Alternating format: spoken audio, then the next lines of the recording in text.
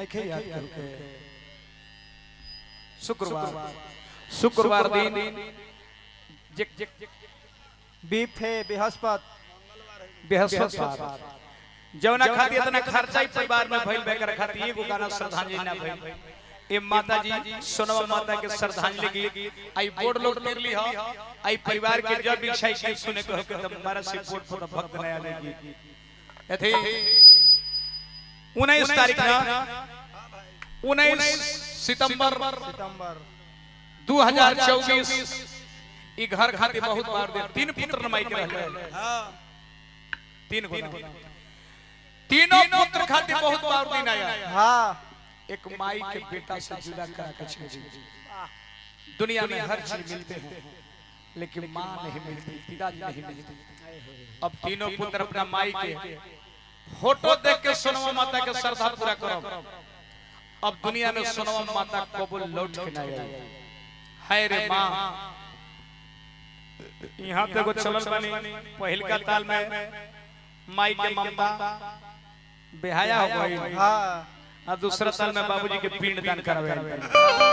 एक पैसा नहीं खे देवे के कोनो सरसा गीत नहीं खिगावत हेलो सबसे बड़ पुत्र के का नाम रहल माता के रामविलास यादव बानी जे कि ना बानी अच्छा तो इस श्रद्धांजलि के अंतिम विदाई माता के गीत हम करत जा आज के बाद अंतिम विदाई न कुछ खियावल ढेर अपना पुण्य तिथि माई बाबू के मनावे ले ई घटना आज के में भइल पुत्री माई के कहे बेटी दूगो सबसे बड़ दुख बेटी दामाद में भइल होकी हां लागल है कि नैहर से मरनाता टूट गई हाय हाय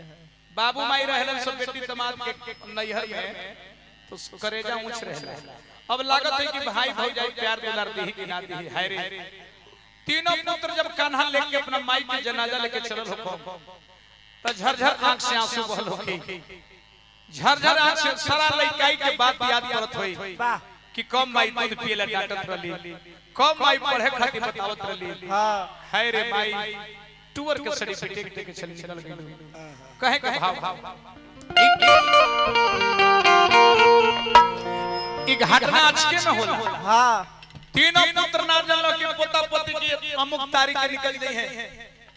हमर माई सोना देवी अमुक तारीख 19 तारीख निकल गई है क्यों न जानेला अचानक घटना होला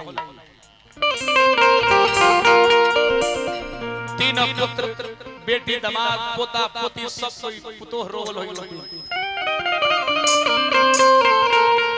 यही माई के खरखरिया से इतना सुंदर फुलवारी लगावल बा हां जे आज फुलवारी में हर प्रकार के फूल फुलाइल बा बेली चमेली गेंदा जूही अनेक प्रकार के फूल फुलल बा जहां भी माई के ममता आत्मा होखे आशीर्वाद देके जा अपना फुलवारी अपना परिवार के एही तरह फुलवारी रहल हसत रहे ई गीत विदाई में एकरा में अपन पुत्र के पोता पोती के जे भी बनेला 10 से बनेला अंतिम विदाई दे के श्रद्धांजलि श्रद्धा पूरा करे के चाहे तीसरा किया रे चके में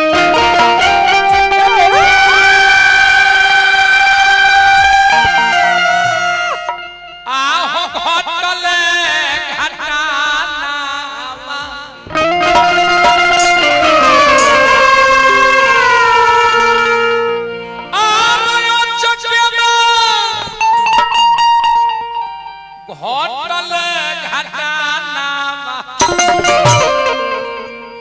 सोनावा माई सपाना